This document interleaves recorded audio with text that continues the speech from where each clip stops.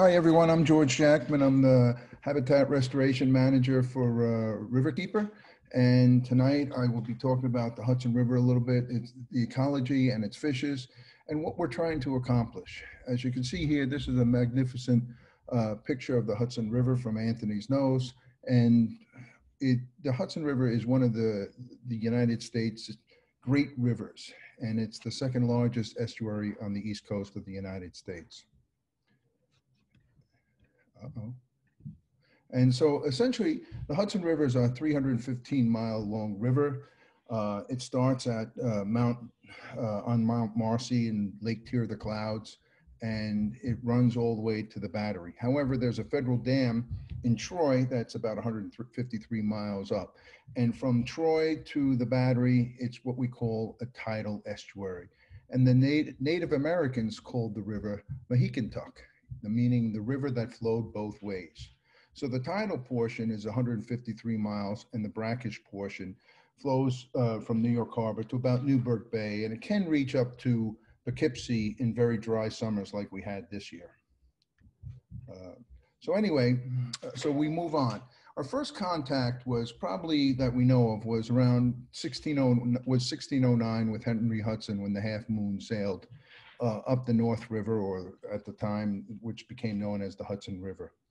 And this is, I love this picture because it kind of exemplifies what happened. You know, here we have a Native American seeing this strange ship.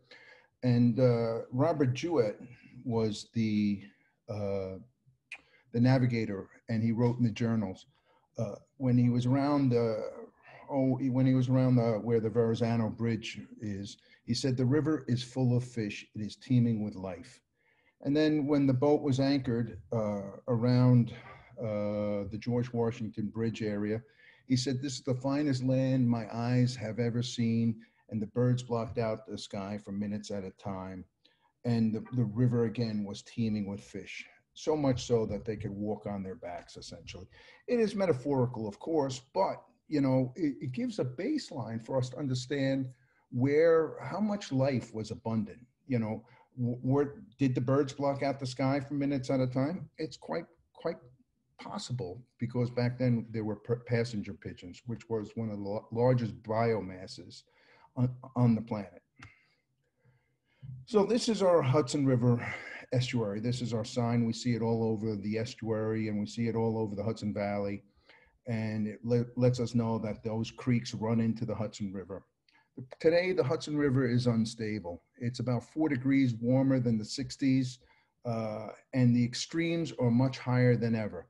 We had a lot of fish die-offs this year, and it's becoming unstable, and so is the fish community. So what we have in some of our most iconic fish are in decline. We have the Atlantic sturgeon is endangered, the short-nosed endangered. Rainbow smelt are no longer seen in the Hudson River. American shad are depleted. At the last ASMFC meeting, the Hudson River was listed as a depleted population. Alewife are depleted. Blueback herring, depleted. American eels, depleted. Winter flounder, depleted. Tomcod are vanishing, and they're in significant decline. And with climate change, they could be pushed further north, much like the rainbow smelt. Whitefish, the white catfish, it's unknown why they're declining, but they're in decline too. Same as white perch. Striped bass are suffering from overexploitation. Brook trout are suffering from severe range restrictions, and they're down. Their heirloom strain populations are down about 95%. Oysters, there were 350 square miles of oyster reefs when Henry Hudson first sailed up the Hudson River. Thankfully, we have Billion Oysters, New York, New Jersey Baykeeper, New York City Parks, all trying to restore those oyster reefs. This one really hurts too, is freshwater mussels. What we know about oysters, freshwater mussels do the same thing in freshwater. They filter the water, and they're some of the most imperiled creatures in North America, if not the world. And our country is the most speciose in terms of freshwater fishes and freshwater mussels, and the mussels are down about 70%, and we have several species that are on the endangered species list. This was shad fishing. You know, they take these haul seines, You know, saw one quote on the Susquehanna River that one haul took 15 million fish. You know, and in the early 20s, 50 million pounds of shad were caught. You know, is this fishing? I don't know. You know, but what it helped to do was reduce the population. By the 1880s, they started to know that some of the fish populations were starting to decline. And when we start looking at diadromous fish populations, they're suffering from overharvest and bycatch. If you look at these nets, you can see the scale of the industrial fishing. And, you know, how can you tell if they're river herring and shad or menhaden or whatever else in those nets? It would be impossible to tell. So bycatch is a big problem. So when they're fishing for, say, Atlantic herring, you could be catching fish that are under moratoria. This is another problem. Thankfully, it's not going to be lasting for long. It's estimated that Indian Point could kill upwards of 2 billion fish a year. That includes eggs, larvae, and other juvenile fish that are impinged on the screens. Even adult river herring can be impinged on these water intakes. Each day, those reactors would withdraw 1 billion gallons of water from the Hudson River. If you were to swim by, a human would probably be impinged against that. And the smaller fish get entrained, they get sucked into it. Or the juveniles, here they are being impinged on screens. So basically what we have is a worldwide problem. Diadromous fish are declining. But diadromy was an amazing evolutionary strategy. What they did was these fishes, they tucked their offspring, they crossed the haline barrier, which is the salt barrier, and in effect, and they timed it with the season of production, usually in the spring. So they would lay their eggs and their offspring would grow, the insects and everything. It was a season of abundance and was perfectly timed. And they tucked their offspring into way upstream, away from the big, large predators. And as the river matured, so did the fish. And in a dynamic continuum, they both matured. And by the time they made it out to the sea, they were big enough to make it in to survive. And so basically it protected the predators and it recharged the ecosystems and the food webs with marine derived nutrients that they brought in each year. So it was a successful evolutionary strategy until about 400 years ago, until we started damming rivers. So we altered their habitat, dammed the rivers, and exploited the fish. So what we have is overharvested and fish that, so if you hit them on both ends, their ability to reproduce, and we overharvest them, they're going to go into decline. So I really like this picture because it signifies everything for me. The river herring to me are a link between the land, the rivers, and the sea. They're truly ambassadors. These trees grow better in the riparian corridor from the marine-derived nutrients that these fish bring with them. So they in effect fertilize the tree, they fertilize the offspring, and they help recharge ecosystems. And this picture shows it all. It kind of really captures it all. So in all life stages, when these fish were teeming, they feed just about every part of the ecosystem, from fresh water to estuarine and marine ecosystems. They're vitally important for all levels of the food web. And they're what we call, they're trophic intermediaries who essentially take sunlight and turn it into a biomass for predators. And even at their eggs, they form a sufficient biomass for many species. Now, eels at one time, they're in decline as well. At one time, they were 25% of the biomass in Hudson River tributaries. So as you can see, they're catadromous, which means they're born in the Sargasso Sea and they arrive here in February, March, and they move upstream, opposite of river herring and shad. The problem for these juveniles is they want to head upstream, and they encounter these dams. They have an astonishing ability to climb a dam. However, each dam blocks 90% of the upstream movement that enters that creek or tributary. So essentially, each dam is like El Capitan, and each elver is like an Alex Honnold who free solos all the way up to the top. Yes, you can see this guy. He's climbed El Capitan in 2017 without ropes or without harnesses. Is he out of his mind? Absolutely. But that's what we're asking the eels to do. But they don't even have arms to do it. So that's why 90% are lost trying to, could you do El Capitan? I know I couldn't do it. So the settlement of the Hudson Valley, there's approximately 7,000 dams in New York State and 1,600 in the Hudson Valley alone. You can see the concentration if you look at the Hudson Valley. That's where the highest density of dams in the state is. So when settlement, simultaneous with settlement, there was no power back then. So they needed some way to supply power, to grind their grain. So they started as grist mills, and they kind of look nice in this bucolic setting, in this rustic setting, you see that. But this is what they became. They became industrial mill dams. And, the Empire State became the Empire State largely because of the rivers and the streams in the Hudson Valley and the canal system. But in order to build those canals and these mills, you had to dam the rivers. The problem is dams essentially bisect habitat. They prevent the flow of nutrients. They block fish. They disconnect fish from their ancestral spawning. They create a barrier, and they stop the continuum of that river. And, in this, behind the dam, you create this impoundment that becomes chemically and thermally impaired.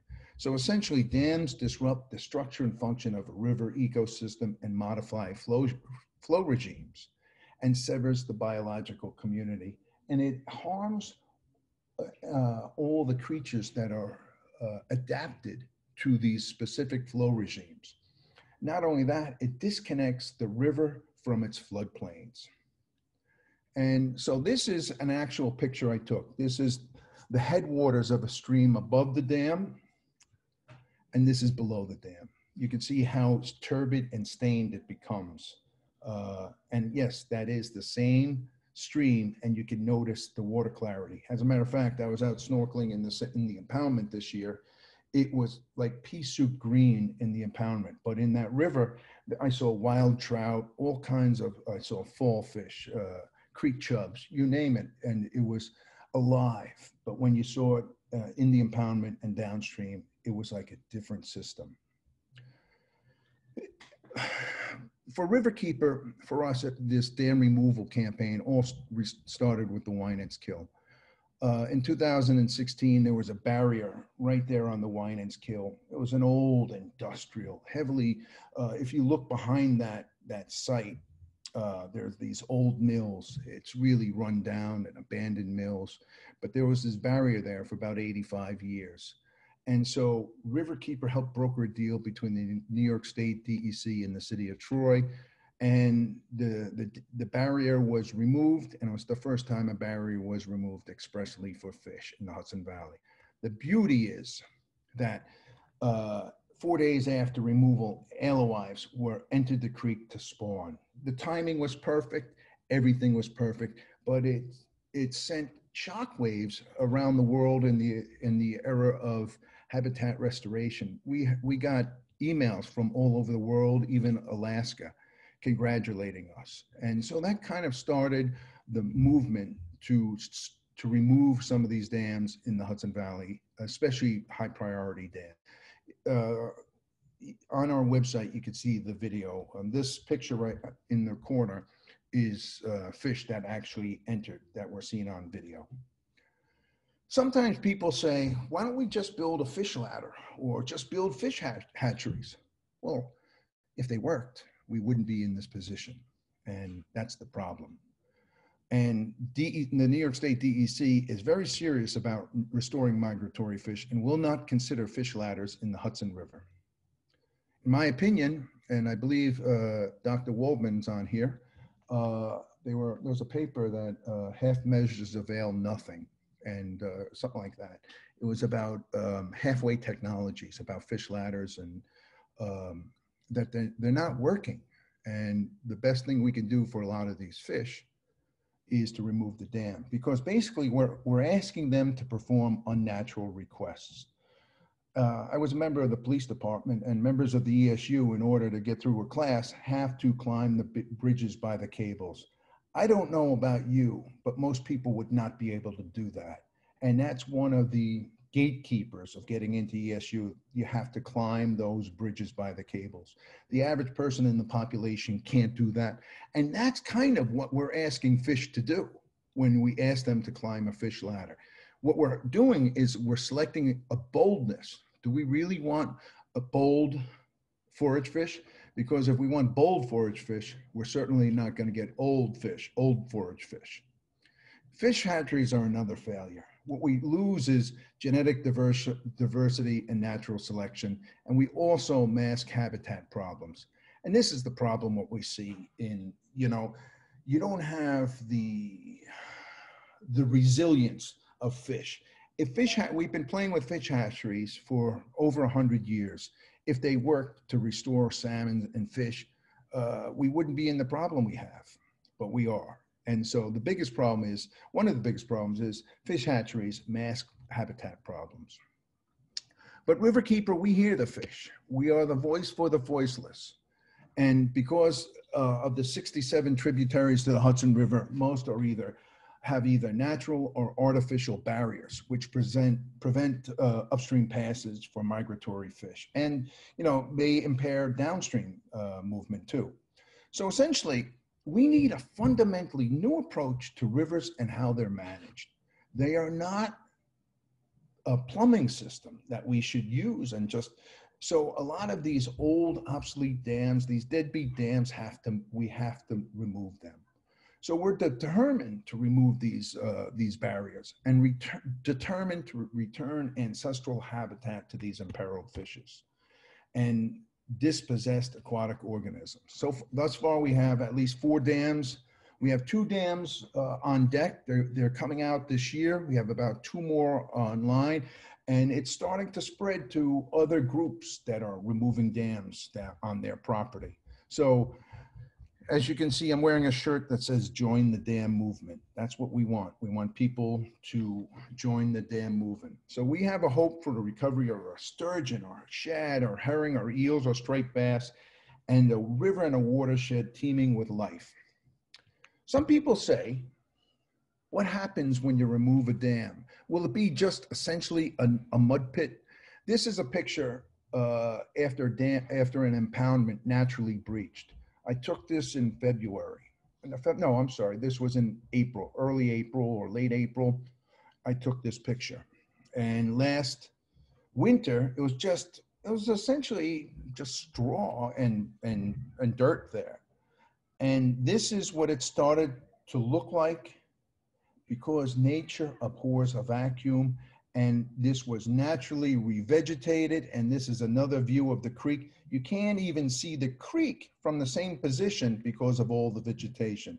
And if you could see on the left side of this picture, you can see the trees are already starting to grow. As a matter of fact, in about 2 weeks, we have a Trees for Tribs planting in this impoundment, and we're planting 200 trees along that river, and we're going to help cool it down. And we're doing other work. That's on the Fishkill Creek. By reconnecting a river with its floodplain, and fish and riparian communities will rebound. But this is what I saw when I was walking along this trip.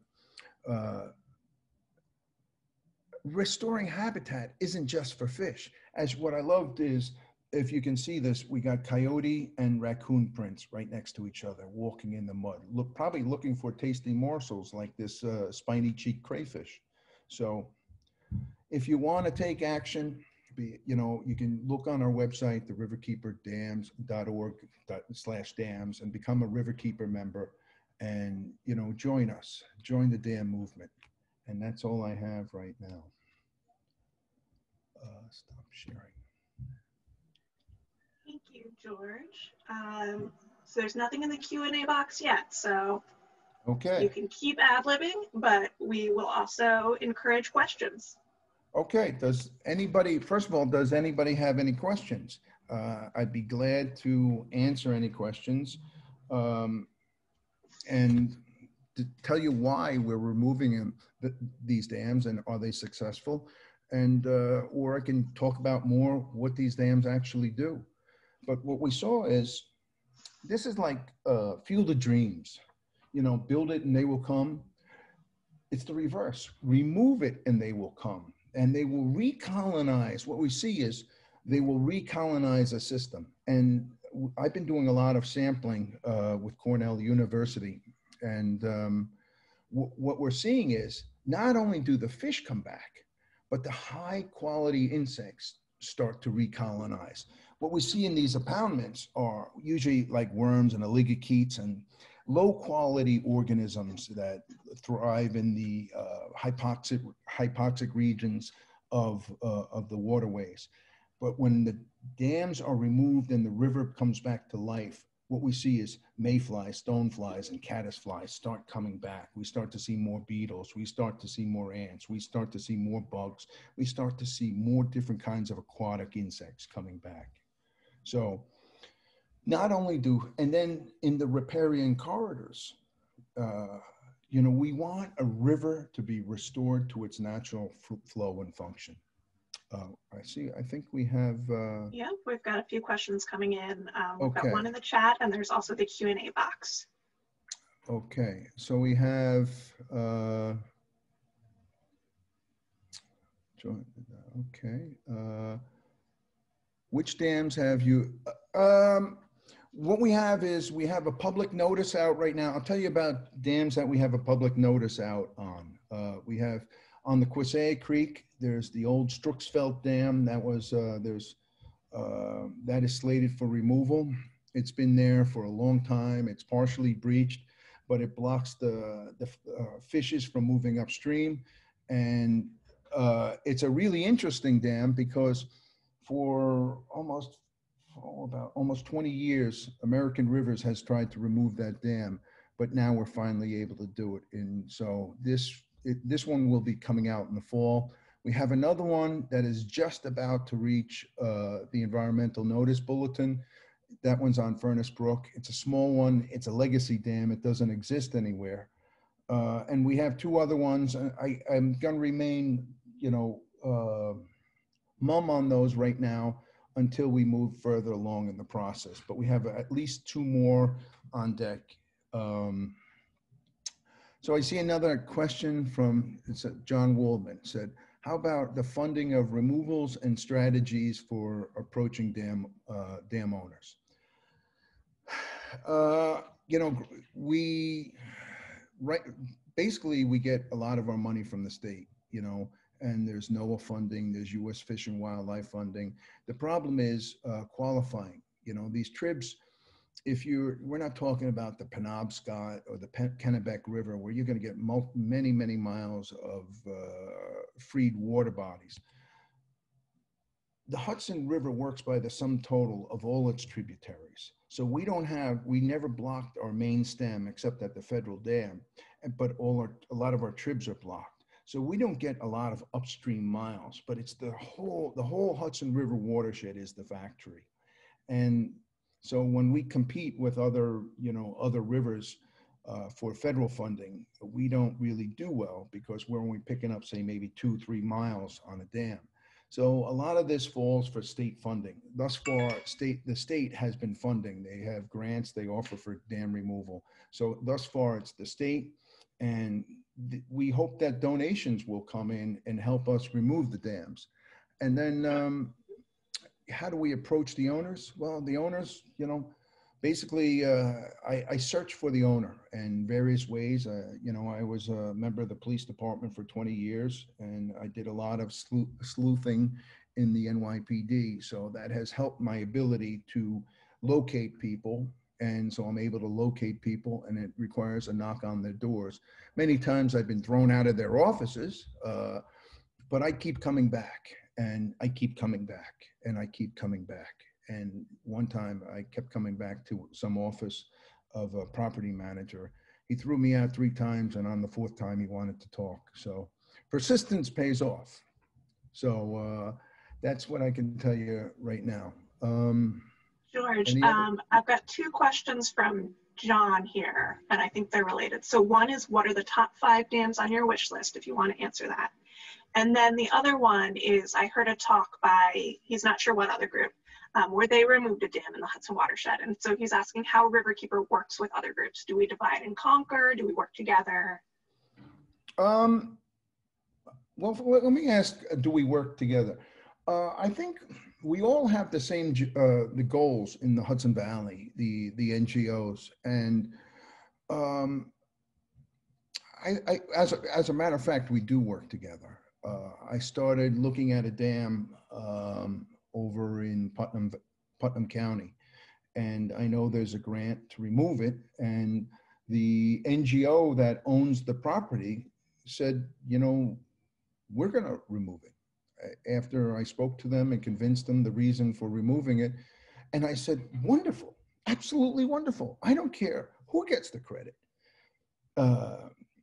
It's about removing these dams. So I would say we have great partners, and you know, and moving forward, we hope it's contagious, and we're starting to see other organizations that are even looking at their own dams, and that's important.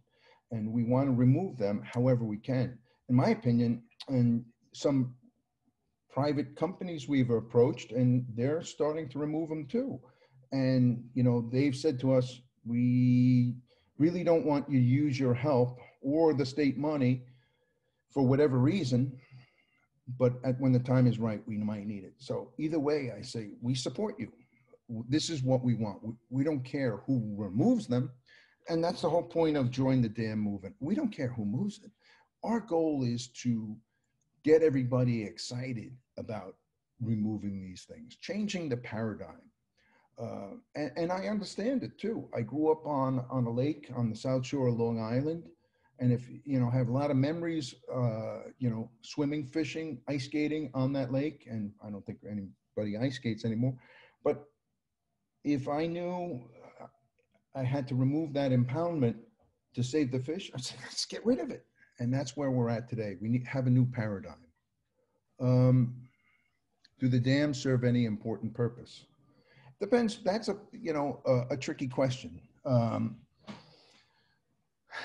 To some of them, they all have different values.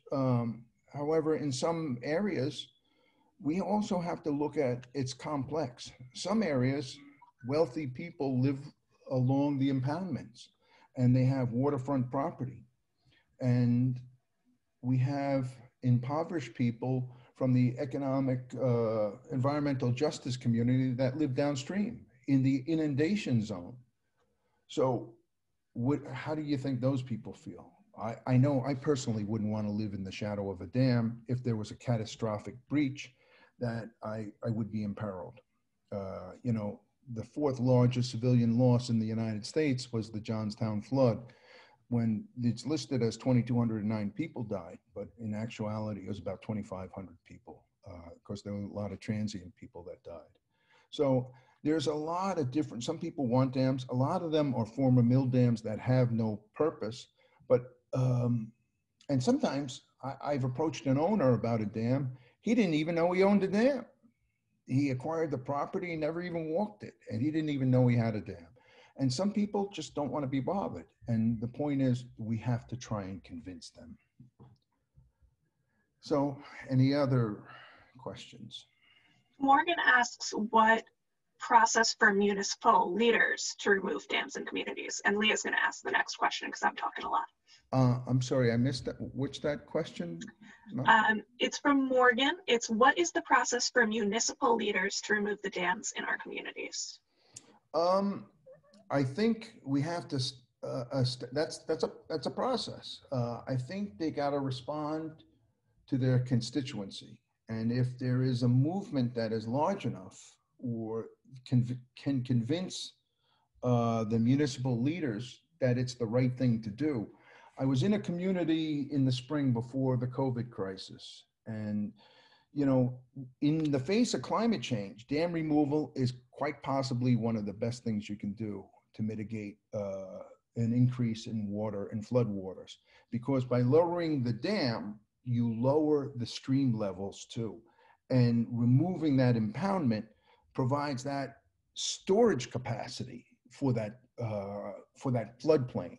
So, and you remove the potential for that dam to breach. All that potential energy can be converted into kinetic energy and be rushed downstream. And if there are homes and people and property downstream, they could be wiped out when that inundation wave starts to travel. So I think you have to convince people. I remember I gave a talk in a community in the Hudson Valley, and the city, I didn't know that it was attended by the city council. And they said, oh my God, we never thought about this. We're going to have to start looking at our dams because we didn't know. And plus they're liable for any damages to people downstream, or dams are an attractive nuisance. I know when I was a kid, I would be playing around them. I didn't know much about what they call the hydraulic recirculation. They're extremely dangerous devices, that these in-water structures. And if you get caught in that hydraulic recirculation, there's no escaping, even if you're a good swimmer. So I don't think most people realize the hazards. And when you can convince the municipal leaders that they're a hazard, that the city's on the hook. And what also helps for the cities to make that decision is removing a dam is probably about 1/3 the price of rebuilding a dam. So oftentimes, as a matter of fact, that dam that breached, the owners decided, I want to rebuild the dam. So they called an engineer, and the engineer said, gave them a price. They said, we're willing to pay $20,000 for that dam. And the dam was, to rebuild it was $1.2 million. Removal for the same dam is 200,000. So in that case, it's 6 times less. So, okay, I hope that helps. Any other questions? Well, George, one question that came in is if people come across dams when they're hiking, or if they have a dam on their property, can they call you to come take a look at it? Absolutely. As a matter of fact, I did that. Somebody came across a dam up in the headwaters of the Sparkhill Creek, and they said, please, George, could you come look at this dam? And can we discuss ways to strategies? I saw your film and I'd like to help remove it. And he was a nice young guy and that was environmentally concerned. I went out, met him, we discussed it, and we looked at the pros and cons. And there's a cost benefit analysis. And so I would be glad. You find a dam that you have or you've discovered, and shoot me an email. And I probably either know about it, and if I don't, I'll discuss it with you. And if you live nearby, even better, you could tell me more about these dams. But I will definitely come out and see it. Digging a little deeper into this question, do dam inspections and classification as dangerous aid in the ability to get an agreement to remove dams? It can. It can, as a matter of fact. What happens is, over time, if there's more development and building downstream of the dam, and there's more potential risk of injury, loss of life, or loss of property, the hazard rating could increase. And there's a dam that was slated to be rebuilt, and the hazard rating would have increased. And when that increases, the people who live in the inundation zone will have to pay higher premiums on their insurance, for flood insurance. So it's really unfair that, again, you're talking about the environmental justice community will be saddled, or often poor people that are saddled with higher bills and higher insurance on their homes, whereas the richer people tend to live above the dams and on the impoundments, who wouldn't be as impacted, and their flood insurance won't change. So it does help the classification, but the part of the problem is getting a classification changed could be very difficult if there's no people downstream. So they probably won't change much. But if there are people, if you have a Class C dam, it does help for, because when you have a Class C dam, which is a dangerous dam, a high hazard dam, you have two choices. You either have to rebuild it or remove it. That's it. There's no middle ground. And so that's the option. And right now in New York State, I believe the state controller issued a report 2 years ago. It said New York State is on the hook for $500 million worth of dam repairs. So, and exiting the COVID crisis, that will impact those decisions, I'm sure. Any other questions? Here's another. So for dams that are being actively used and not going anywhere, how do you feel about fish ladders then as an option? It depends. The problem with fish ladders are they're species specific. You're not going to get Atlantic sturgeon up them. You're not going to get short-nosed sturgeon up them. You're not going to get shad up them. And you might get river herring. And I believe, I think the rate is about 20% you would probably get of the population. So I'm not a big fan of fish ladders for the main reason is in order to install a fish ladder on a dam, you have to rebuild the dam. And because you're putting extra weight and structure on that dam. So in order for it to pass inspection, dam safety has to improve it, and they're going to probably say you need to rebuild that dam. So what that does is essentially extends the life of that dam for another 50 to 75 years. So in my opinion, that could be a colossal setback. But if it's a place like human infrastructure, I guess sometimes it might be our best alternative. If it's nothing or something, well, then maybe, we could look at rock ramps or side channels, other alternatives. We have to figure out other alternatives too. So I'm not a big fan of fish ladders. Another problem with fish ladders is they have to be maintained. If you don't maintain them, they don't work. So what's the point? And it takes a lot of effort and energy to take. I know I've maintained them. They're very hard to maintain. So I would rather see a natural structure as a rock ramp or a side channel. That's what I would prefer to see. George, one other thing. What about when it comes to those dams that, again, are not going to come down? What about hybrid hydropower from those dams? First of all, in my opinion, there is no form of clean hydropower. They're hybrid. I don't know what hybrid means. I know I've heard of the term run of the river. Run of the river still requires a dam. Once you have a dam, you have a connection. A dam represents the most violent affront to a river. And it disconnects, it changes the ecosystem. I'm opposed to hydropower. Unless it is on critical human infrastructure. Unless you can put it on drinking water aqueducts, unless you put it on New York City reservoirs where the dams are. But in my opinion, there is no good hydropower. And not only that, these turbines cut up a lot of fish. So run of the river is a false promise. It means nothing. It just means water flows over the dam. We're not going to have these giant hydropowers like out west, but hydropower requires a turbine and requires a dam. So that's the bottom line. And once you have that, you stop that river. And we also believe that rivers have rights, and they have rights to flow free. In many countries across the world now, rivers are being recognized as having rights like humans and corporations. In this country, we recognize the rights of corporations as humans. But other countries are recognizing rivers that have rights equal to humans. So maybe that's something we need to look at.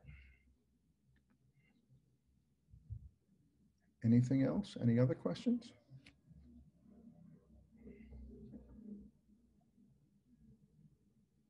George, what what kind of dam is the high priority for Riverkeeper? What is the kind of dam you're looking? When I look at a dam, I'm going to look at a primary barrier. When I look at a creek or a tributary to the Hudson River, it's going to be on usually, a larger creek, and I'm going to look at the first barrier, and or The first one from the the Hudson. first one from the Hudson. So those are the barriers that I want to look at, and I want to talk to the owners, or develop a strategy. A lot of this is like prosecuting a war. Sometimes it's a long-term strategy, and sometimes it's a short-term strategy, and it's a decision that's made. But rather than sitting behind my computer all the time, what it entails is getting out there and getting in the field. And this is what I really like to do: getting in the water, getting in the field, slogging through the mud and surveying these dams, talking to owners. And in many cases, it involves looking through layers of corporate structure. And sometimes it even takes provoking a response. I went out there and started photographing a place, and the owners came out and said, "What are you doing?" I said, "Just taking pictures." And because I didn't know who owned it at the time, and they came out, and their security came out, and I found out who owned it just because I was being inquisitive, and they connected me with the owner. And so sometimes what it takes is getting out there. And so there are a lot of priorities. Most of these are mapped and most of these are known, but what isn't being done is what I call the boots on the ground. And that's what we need to do. We got to get out there and talk to the owners. One other question about types of dams. Are there dam-like structures in buried tributaries that concern you? Buried tributaries? I'm not understanding that. I think, streams that run underground. Culverts, perhaps? Yeah, there's, so are there dams in those, there are some areas, there are some dams, and I'm thinking it's in something Brook in Peekskill, McGregory Brook. Gosh, that poor little creek, man. It is so freaking sad. I would say at maybe a half mile, quarter mile of that dam is under factories that were old mills. And so I look at that, it's very sad, and there's gates on it and there's dams on it. It looks like a shackled,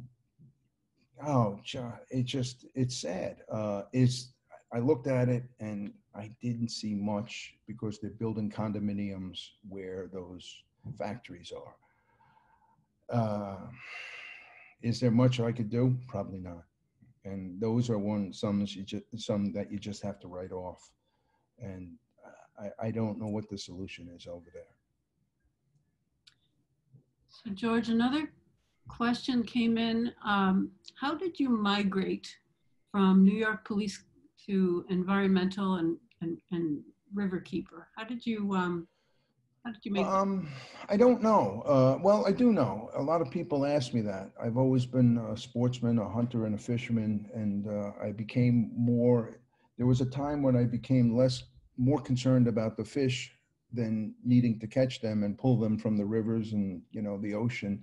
I needed to know they were there, and it's kind of an easy question. How did I merge this? And because all my life I've been, somebody who protects something. And, I became a cop because I wanted to protect people and protect things. And being an environmentalist is kind of the next best thing. Actually, I think it's an even better thing in many ways.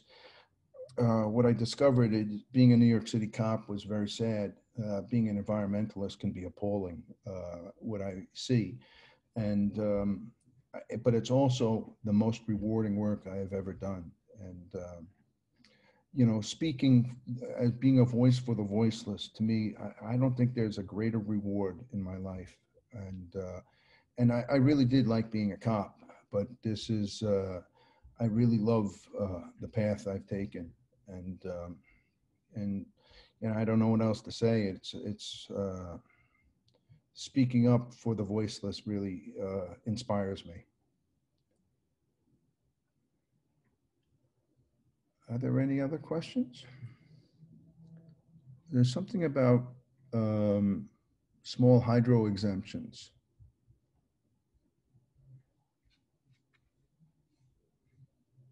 Uh-oh, I think I lost everybody. Oh, we've got you here. Oh, okay. I see one about small hydro exemptions. Is it easier to approach FERC? In other words, changing the law.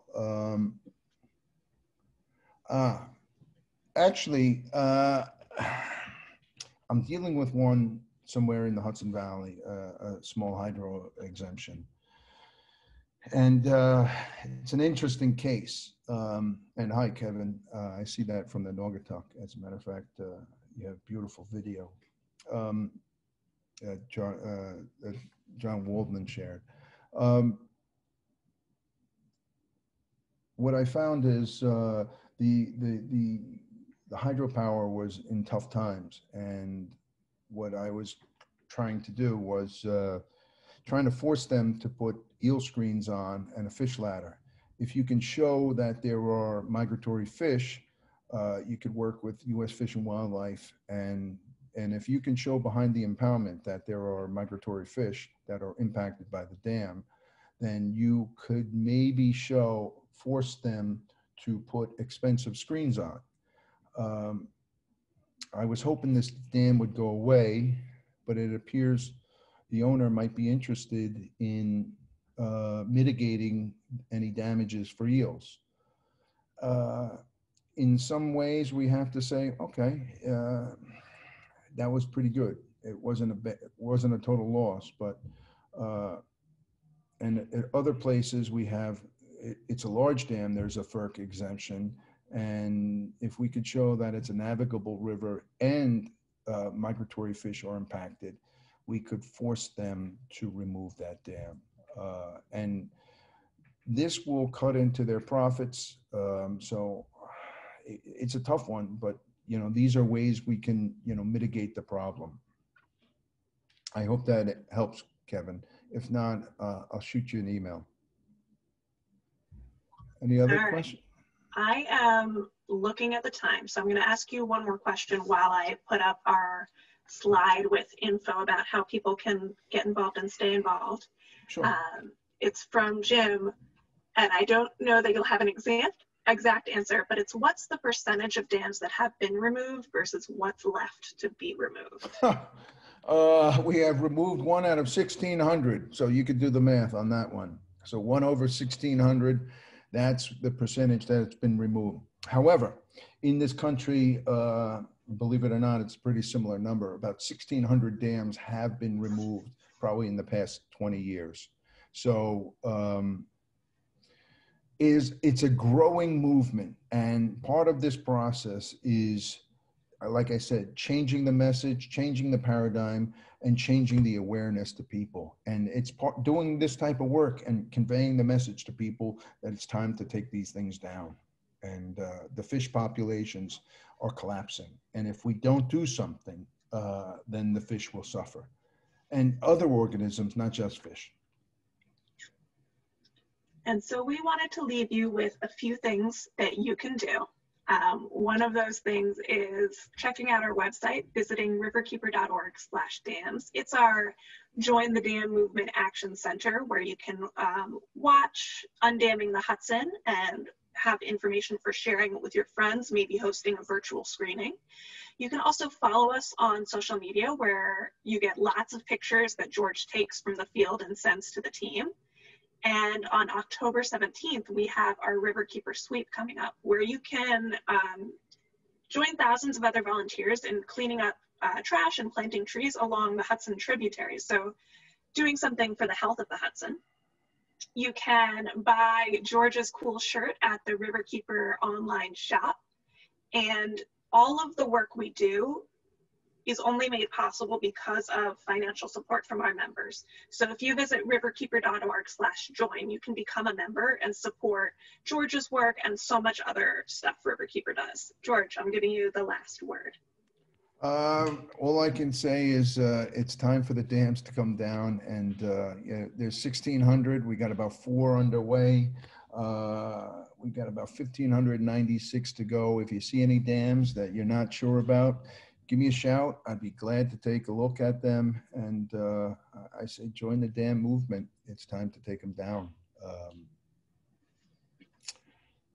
You know, as John said, they were built one at a time, and they're going to come down one at a time. And hopefully they'll come down fast. And what I say is every dam that comes down threatens the next one. So that's a good thing. So I'll be looking for the next dam upstream after we remove some. Thank you. I hope everybody learned something. If you have any additional questions, we'll be reaching out to you over email, but you can email us at info@riverkeeper.org with dam question in the subject line, or email membership@riverkeeper.org. Thank you all so much. I hope you all have wonderful evenings. Thank you, George. Thank you, Leah. Thank you, everyone. Thank you. Bye-bye.